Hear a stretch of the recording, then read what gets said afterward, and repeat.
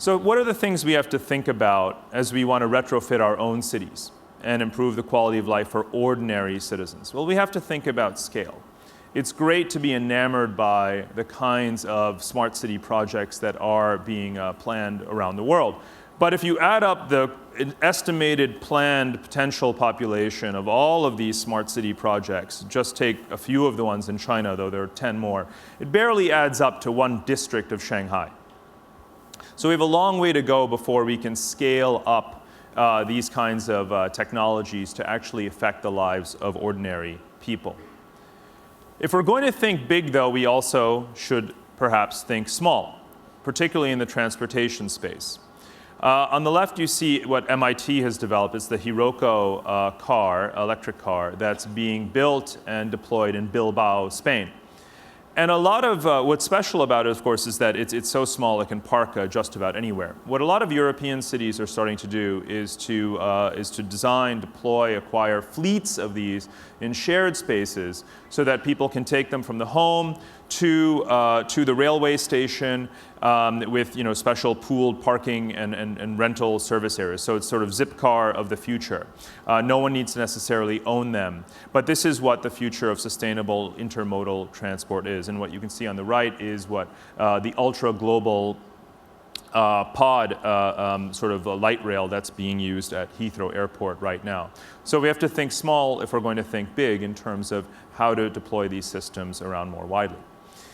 The other thing is not only to acquire technology, but to think about how we can spread it most efficiently and effectively. And in the case of New York City, in this example, profitably. You may have heard of Microsoft's domain awareness system that is being deployed in New York City. It not only collects information from CCTV cameras, but also through environmental sensor data. And that's going to be integrated into this domain awareness system. But Bloomberg, being the savvy entrepreneur that he is, cut a deal with Microsoft that as this system is exported or sold to other cities, New York City gets 30% of the profit. Very clever. Now, what that points to is that the challenge of large-scale infrastructure finance at the municipal level is a very difficult market to get into.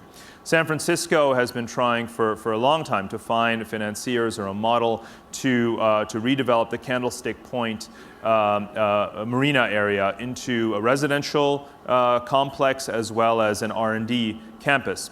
And what Lennar Properties, a Florida-based real estate developer, did over the last couple of years is negotiate with the Chinese Development Bank to commit $1.7 billion of financing so that this project can now move forward. So we have to think globally about the financial pool, some of the countries that have large surpluses and savings that can be invested in our real estate projects. And in fact, Canada has just announced that it's going to solely finance the new international trade crossing, a new bridge that's going to connect Windsor, Ontario to Detroit, Michigan, which we're going to be talking about in just a minute. Since the theme here at Zeitgeist is the world around us, I urge us to think about all of the different projects and initiatives that are going underway around the world. What can we learn from them for rebuilding American cities? Because these experiments are in fact happening worldwide, and they relate to everything from waste management and recycling to security to drawing in foreign investment to recruiting talent. And that is how we are going to build the future of American cities.